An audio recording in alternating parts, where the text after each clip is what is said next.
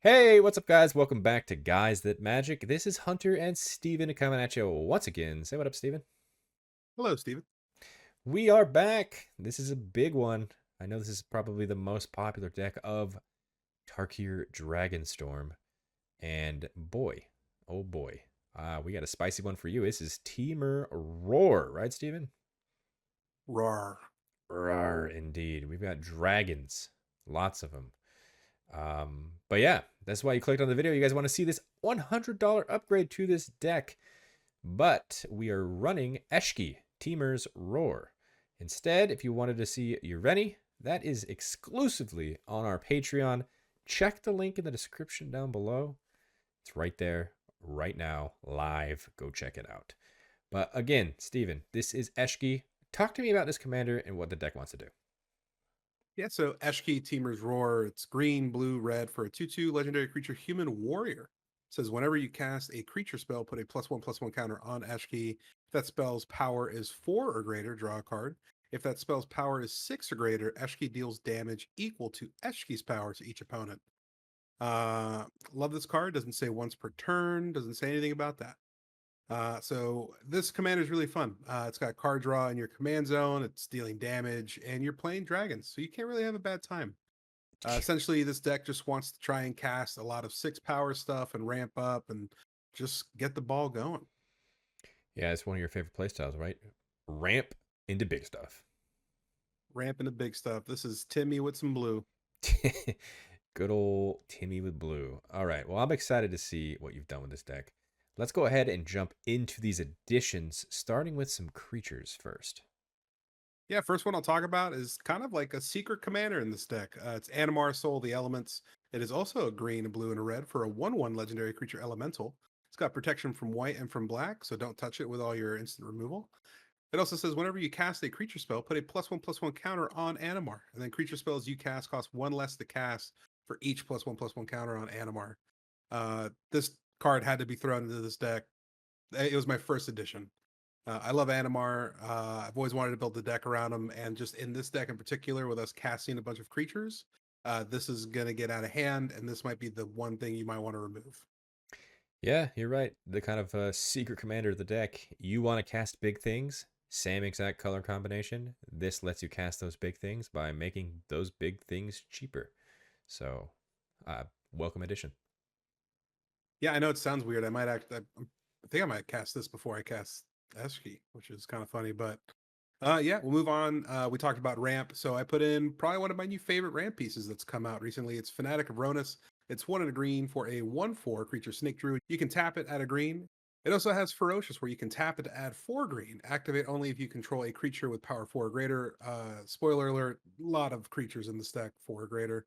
And then you can use its Eternalize ability for 2 and 2 green. You exile this card from your graveyard, create a token that's a copy of it, except it's a 4/4 black zombie snake druid with no mana cost. Eternalize only as a sorcery. So essentially, if we don't have anything that's on the field that's a 4/4, this will tap for a green. If we do, it'll tap for 4. And then if we don't, we can just bring it back from the graveyard and it will trigger itself. Big, easy mana dork. Fanatic Ronus is great. Yeah, we'll move on to a smaller mana dork. Elysian Caryatid. This is 1 and a green for another 1/1 creature plant. You can tap it, add 1 mana of any color. If you control a creature with power 4 or greater, add 2 mana of any one color. Again, lots of creatures that are power 4 or greater in this deck. So I don't see any issues just being able to tap for 2 here. Yeah, I don't either. All right, so let's move on to some more fun stuff. This was a pretty big creature-centric deck. I wanted to talk about the ramp and things to get out sooner. But let's move on to the things that are going to start hurting our opponents. We do have one of my favorite new cards that's been released. It is Overlord of the Hauntwoods. It is 3 and 2 green for a 6/5 enchantment creature avatar horror. It also has Impending 4 for 1 and 2 green. Impending, if you don't remember, if you cast a spell for its impending cost, it enters with 4 time counters and isn't a creature until the last is removed. At the beginning of your end step, remove a time counter from it. It also says whenever Overlord of the Hauntwoods enters or attacks, create a tapped colorless land token named Everywhere that is every basic land type. I think this had to be like an automatic include. So the really fun way with Impending that kind of works this way, even though technically it's not a creature, when you cast this, Eshi's going to see it being a 6 power. so it'll still trigger. So you can use the impending cost, get that everywhere land, and then still deal damage equal to Eshki's power and draw a card all in one fell swoop for 3 mana. Yep, impending. The stack sees it as a creature first. Yep.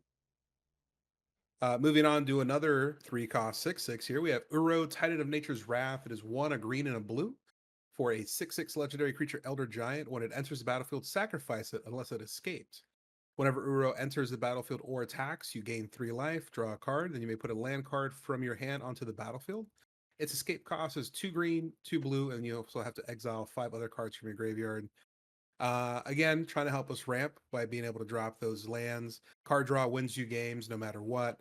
And then gaining life, you're probably going to be targeted a pretty decent amount in this deck early on, especially with having a bunch of dragons and dealing your opponents a ton of damage.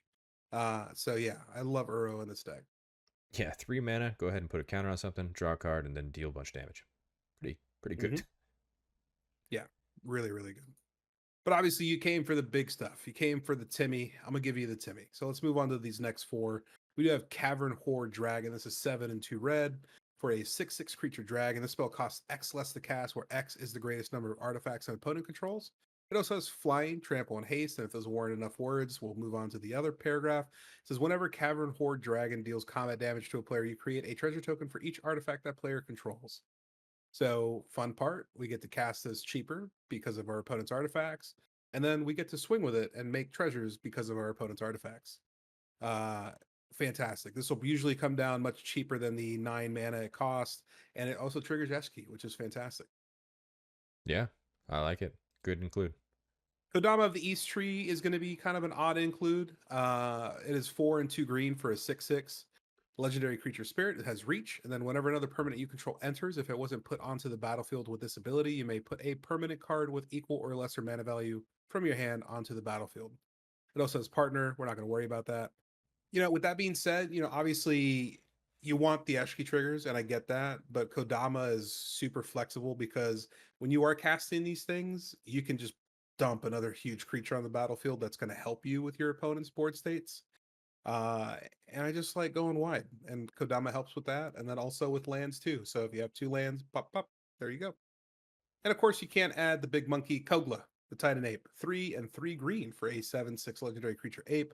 Whenever it enters the battlefield, it fights up to 1 target creature you don't control. And then whenever it attacks, destroy target artifact or enchantment defending player controls. For a 1 and a green, you can return target human you control to its owner's hand. Kogla gains indestructible until end of turn. That last piece of text is kind of flavor. I'll be honest with you. There's not a lot of humans in this deck. But with that being said, there's a lot of ways to give our creatures haste in this deck. So I think being able to fight something that's going to be a big threat and then also get rid of something that is a big threat, all in one card, triggers our commander, basically draws us a card as well. I I love the way this deck runs. Big monkey smash. Big Monkey Smash, your creature, and your artifacts and enchantments. And last but not least, this deck came stocked to the brim with dragons, so you could not add Miram Sentinel Worm. This is 3, a green, a blue, and a red for a 6/6 legendary creature dragon spirit. It's got flying in Ward 2, and then whenever another non-token dragon enters the battlefield under your control, create a token that's a copy of it, except the token isn't legendary if that dragon is legendary. So yeah, let's make more dragons. One of the most played commanders in all of the Dragon Kindred type is definitely Miram. I can see why it's going in. It's easy. Oh yeah. That looks like the final of the creatures. Let's go ahead and move on to some non-permanent spells. Looks like you're throwing in 1 instant here. 1 instant here, so obviously we're going to be a problem. Regardless if you use additions or not, if you put 1 card in your deck, it should be this one. Because board wipes hurt and targeted removal hurts. And I don't want people to mess with my stuff. I like my stuff. I built the deck for a reason. So Heroic Intervention is here to save the day. It is 1 and a green for an instant. It says permanents you control gain hexproof and indestructible until end of turn. Simple, short, to the point. I love it. Yeah. It's everybody's favorite green kind of protection spell. That's why it's always here. So protect your stuff, people. Play your game the way you want. Moving on, back to the permanent section. 1 artifact, 1 enchantment. What do we got? Yeah, so really cool card from the set. Herd Heirloom. This is one in a green for an artifact. You can tap it to add one mana of any color. Spend this mana only to cast creature spells. And then you can also tap it until end of turn. Target creature you control with power 4 or greater gains trample. And whenever this creature deals combat damage to a player, draw a card. I love this card because I usually hate all the 3 mana rocks.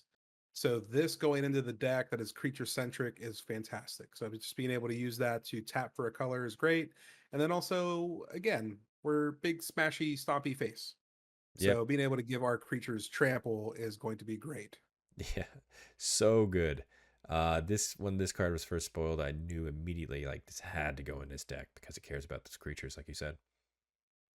Yeah, I mean, again, card draw wins games. So just being able to give the creature trample and then draw a card afterwards, it's just I can't speak highly enough.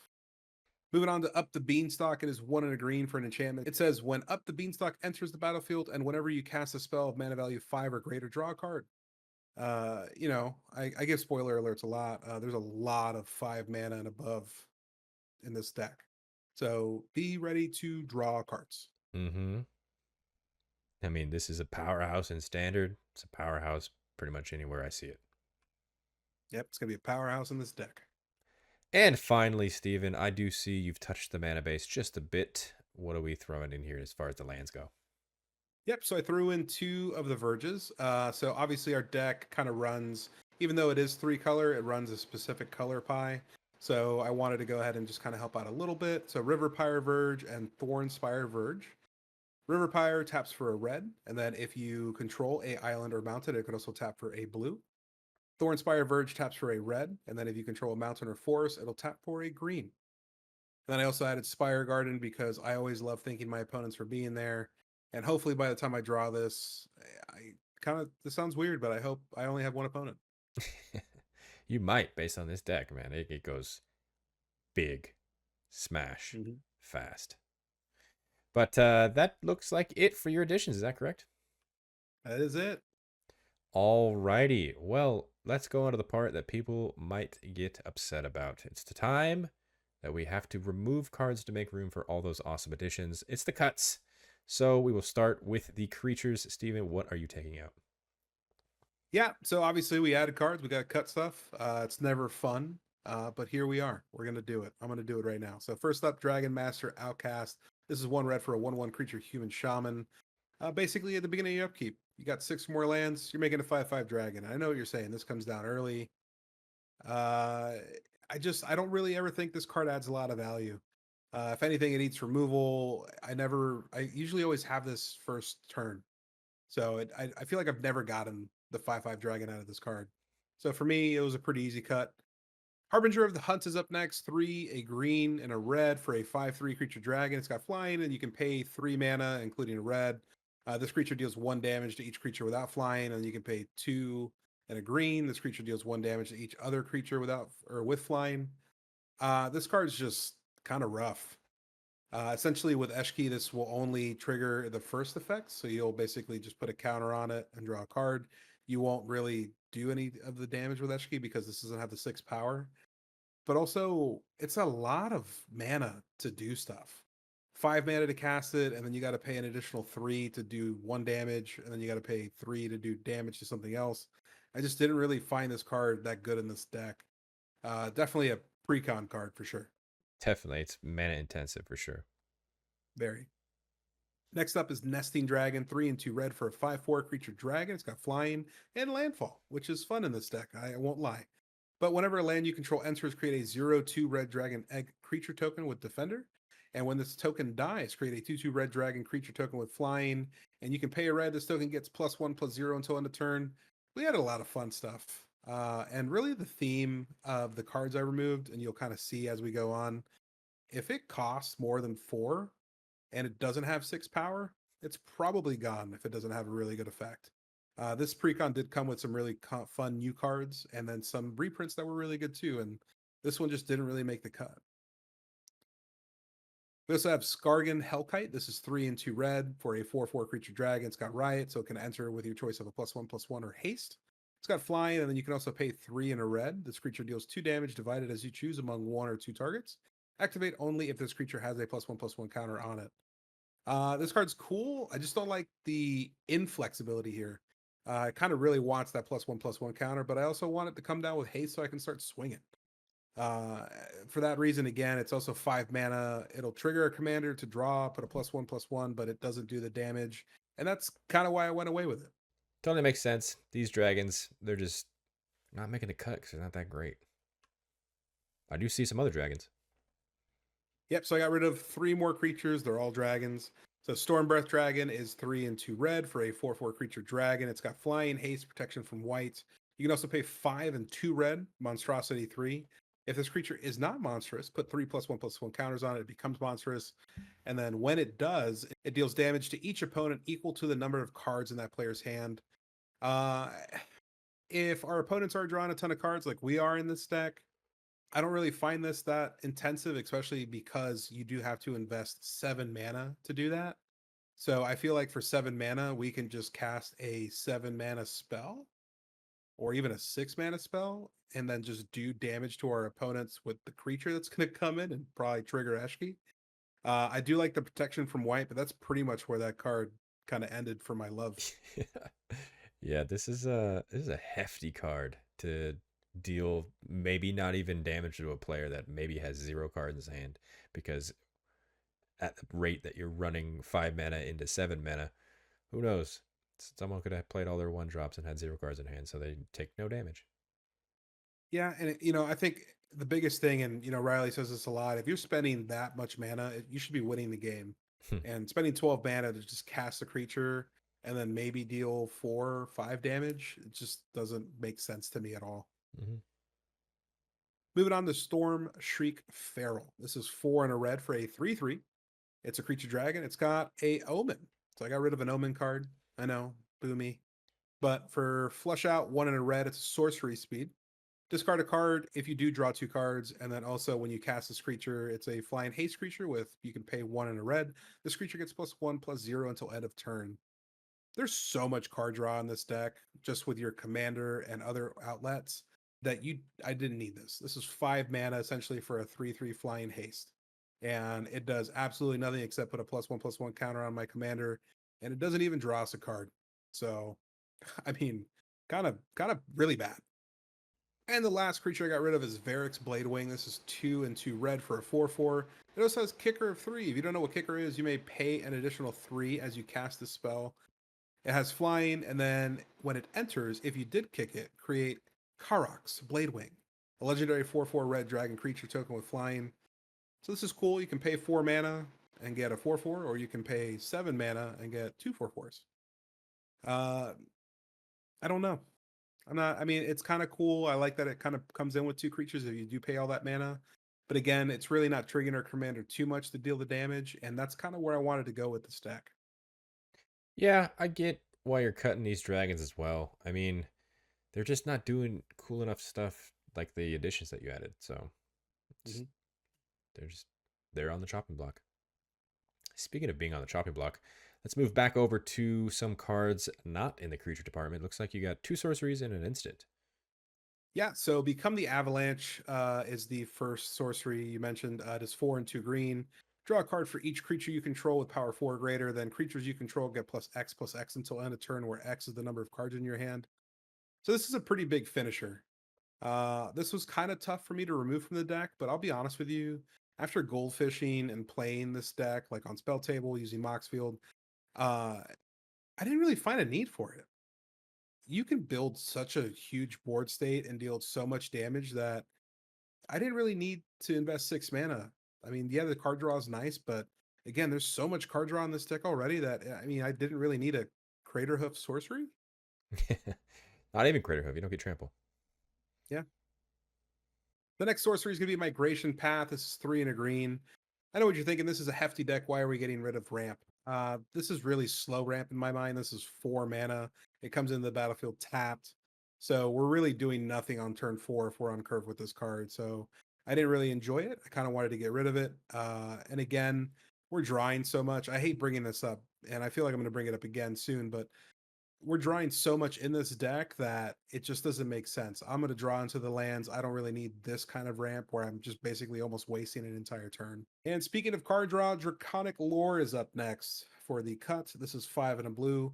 This says this spell costs 2 less to cast if you control a dragon. Draw 3 cards. Simple, easy, to the point. I like this card, but in this deck, I don't need it. Yeah, your commander is gonna draw you a ton of cards. And we say card draw wins games, but I like the other cards you added. This one time effect of drawing 3 cards. If you have a dragon, I mean, this is a dragon deck, so it's not guaranteed. So, I mean, 4 mana, draw 3 cards. Yeah, it's whatever. Yeah. Finally, let's move on to some more permanent spells. You got 2 enchantments that you are removing. Yeah, so the first one actually kind of really hurt to cut. Breaching Dragonstorm, so 4 and a red. When this enters, exile cards from the top of your library until you exile a non-land card. You may cast it without paying its mana cost if that spell's mana value is 8 or less. If you don't, put that card into your hand. And then whenever a dragon you control enters, return this enchantment to its owner's hand. I really like this card. I think my issue with it is, chaos is a thing. You could ramp into a Arcane Signet. Can ramp into a Soul Ring. So I don't want that to happen to me, and I feel like it will. Although ramping, not ramping, but you guys know what I mean. If you're just basically putting something in that's not really going to be beneficial, it's not helpful. Also, this is 5 mana. So if you constantly do this every single turn, you essentially take a turn off. And that to me is not worth it. And the last card that I got rid of in the enchantment department is going to be Reflections of Litjara. I know it hurt for me to cut this as well. This is 4 and a blue. As this enters, choose a creature type. Whenever you cast a spell of the chosen type, copy that spell. I just kind of had to get rid of something else. And I'll be honest with you, again, after goldfishing and playing the deck through, yes, it's cool to double up on the dragons, but there's so much power in this deck already that I didn't really need Reflections of Litjara. I much rather have like card draw outlets to just continue to release the baddies. Release the baddies. Well, all right, Steven, that looks like it for the enchantments. And finally, we did see you add 3 lands. What lands are you removing to make room for those? I'm surprised you didn't mention anything here. The thing I didn't mention is looks like you've removed the same amount, which is rare. It is very rare. I am normally the person that will cut more lands to make room for more fun stuff, but this deck is very expensive. So I wanted to keep as much land as possible in, so I kept it just the same as the Precon. But the 3 lands that you were alluding to that I did remove were Evolving Wilds, and then both the temples that were included in this deck. So Evolving Wilds, tap it, sack it, search your library for a basic land card, put it on the battlefield tapped. Temple of Abandon, Temple of Mystery, they always enter the battlefield tapped. They will always scry you 1, and then they tap for their respective colors. The Abandon will tap you for a red or a green, and then the Temple of Mystery will tap for a green and a blue. The one thing that both these cards also do share in common is they will always be removed in every precon that I play. That makes sense to me. But Steven, is that it? Is that your entire upgrade to a Temur Roar? That is my entire upgrade to Temur Roar. All right. Well, I got a question for you, Steven. As always, we do these $100 upgrades with a budget in mind. The specific budget, obviously, $100. So, what is the amount of money you spent on all of these additions? Hunter, you're right. I was given a $100 budget, and I came under budget. I saved the people some money. At the time of recording, these upgrades are valued at $99.21. Ooh, saving the people some money, and we record these. And I think Herd Heirloom is still under pre-order price. So that's going to come down a little bit more. I like it, Steven. Good job. Yeah, go buy some bubblegum. Go buy some bubblegum. Don't think you're going to be getting that many for 80 cents, but hey, you never know. Go to the little coin machine and get A one. little quarter. One. There you go. Bubblegum. But that's going to do it for us today. Steven, I have one more question before we get out of here. Talk to me. Eshki, the whole deck as a whole, how do you feel about this commander? Oh man, I honestly love it so much. I understand why if you go online, like on Amazon and try and find this deck, it's either not available or over $100 or just shy of it. It is so fun. The Precon right out of the box is great. I'll be honest. Don't really have to do too much to it, but obviously you want to build around the commander and you want to do some fun stuff, and it scratches that itch for me. Uh, 3 mana commander, which is my favorite amount of mana to pay for anything. And then you get +1/+1 counters for just playing the game and casting creatures. You're drawing cards. And then if this just stays on the field long enough, because nobody really like looks at this card, other than the fact that it gives you card draw and +1/+1s, I feel like you'll probably get like maybe 2 or 3 hits, dealing a ton of damage to people, and then you're kind of fine. And then it might get removed, and then it'll cost 5, and then you'll have plenty of mana. It's Timmy with blue, and I can't tell you how much I love it. Yeah, I absolutely love it as well. This is an absolutely insane commander. It does everything you want it to do in Temur. So I'm here for it. I'm excited about it. But yeah, we're going to leave it off to you guys. Hit that like button if you guys like this video. Make sure you're subscribed because you don't want to miss out on other content that we are putting out. We've got other upgrades. We've got the $300 upgrades. So yeah, just stay tuned. And comment down below. You guys agree with these upgrades? Maybe there was a card that Steven missed. Maybe there was a card that you didn't like that Steven cut. Always interested to hear your guys' opinions. And hey, who knows? Maybe that card you talk about in the comment section will be added to the $300 build. Once again, stay tuned. And in the description, you will find a link to this entire deck list. Check it out. Play test it yourself. It's a lot of fun. Also in there, you will find links to all of our social media accounts. Follow us on those as well. And on the screen right now, those are all of our Patreon subscribers. Thank you guys so much for your added support. It really does mean the world to us. If you guys wanted to check out what they are seeing, which is not here on YouTube, including that backup to Ureni, it's over exclusive on our Patreon. Go check the link in the description as well and consider subscribing. And a very special shout out to our Gains Indestructible tier, starting with Daryl Tripp, Marion Turner, Dr. Jerome, Jimmy Ward, Kevo, Larry Killian, Thrifty PSGR, Tim K. You guys are awesome. Appreciate every single one of you guys. And until the next video, I hope you guys have a great rest of your day. Peace. Bye.